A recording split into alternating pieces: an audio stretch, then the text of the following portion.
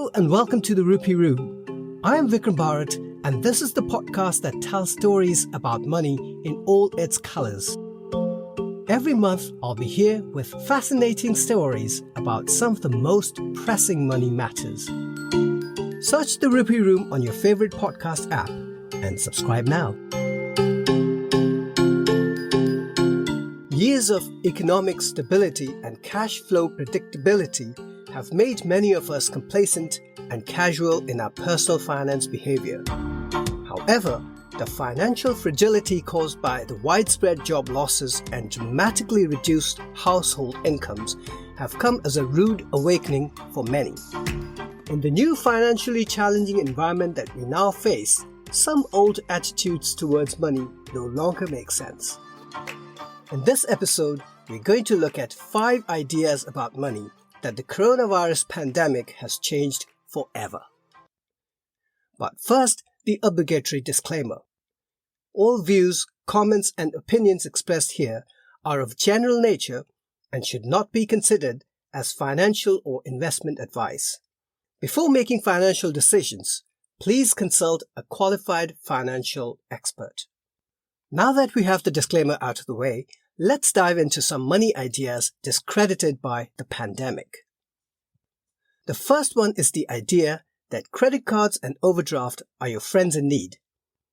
For long, consumers like you and I have treated credit cards, overdraft, and lines of credit as money in our pocket. Granted, some of us treat those funds as our war chest that we're only going to tap in the time of crisis. Regardless, one way or another, this is a debt that will have to be paid back, even if you lose all or part of your income. The jolt of a job loss during the pandemic has come as a rude shock to many households, particularly to those carrying large debts. Consumer debt per income has continued to grow here in Canada and across the world. And let's face it, many of us have become accustomed to living paycheck to paycheck as a way of life. Sadly, taking on more debt is not a sustainable way of life. We've all heard stories about borrowers defaulting on their credit card payments because the charges they accumulated simply became too high to afford. The pandemic has taught consumers the hard way that taking on more debt to ride out a layoff is not a smart strategy. It's far better to save diligently and rely on tighter budgeting in difficult times than live in the false sense of credit-dependent security. The second thing the COVID-19 crisis called into question is the idea that retirement should be the sole objective of saving. Historically, retirement has been the primary focus of saving. The financial blow of the virus crisis brought greater attention to the importance of saving for emergencies. When the storm blows over, some of us will have to recognize the need to recalibrate our approach to savings. To borrow an analogy used by some pension providers, savers should consider a sidecar option, a little sleeve in their retirement bucket in which to sock away money for emergencies while also saving for the retirement nest egg. It's far better to put aside a portion of your salary every month for life's contingencies. Financial experts suggest that having 3 to 6 times your salary available for times of crisis should provide a comfortable cushion when times get tough.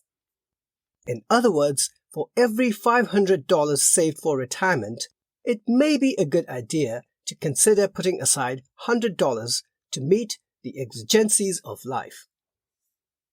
Number 3. Using debt to finance consumption. Conspicuous consumption is a well-known aspect of modern life. A swanky downtown condo, a fancy car, expensive clothes, and exotic vacations are only a few examples of today's urban lifestyle.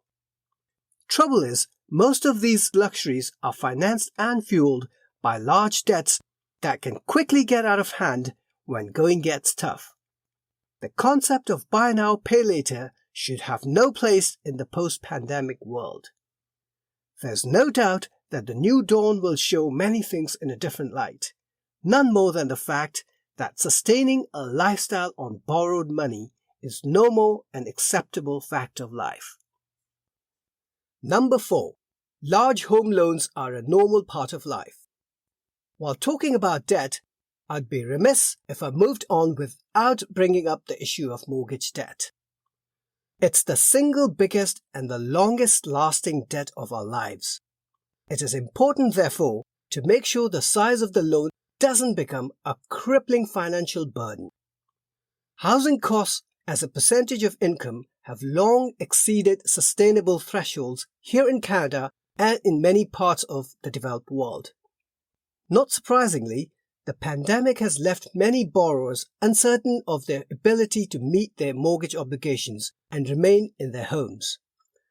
Although temporary relief on rent and mortgage payment deferrals have kicked the can down the road, the pandemic has effectively driven home the point about having realistic expectations during house hunting. A dream home is not necessarily the one with the ocean view, but one that leaves enough room in your budget to accommodate life's curveballs, or should I say googlies, if you, like me, are a cricket fan. And the fifth and the final point. You don't have to pay through your nose to stay fit or eat healthy. As the COVID-19 driven restrictions proved, you do not need expensive yoga studio membership, organic avocados, or smart fitness machines to achieve good health and personal growth. The one thing pandemic lockdown unlocked is the wealth of free online resources available on YouTube, Instagram, and other platforms if you're looking to up your fitness game. From yoga and meditation tutorials to baking and home workout videos, you can choose from a vast array of free content catering to a wide range of interests and skill levels. The closure of restaurants has created a whole new generation of people learning to cook, bake, and barbecue, and eating in ways that are both healthy and economical. The global pandemic debunked the idea that you need to fork over serious sums of cash to care for yourself. Much of what we're doing today to stay healthy during the lockdown has been around and accessible for years. It's only when the need for extreme budgeting became urgent that these pocket-friendly options became serious considerations. It's now evident you need self-discipline, not gym memberships or designer yoga pants, to stay creative, productive, and healthy. If you liked what you heard on this episode, tune in next month as I'll be dropping new shows every month with all sorts of money stories from Canada and across the world. And if you could leave a review and rating, it would be greatly appreciated.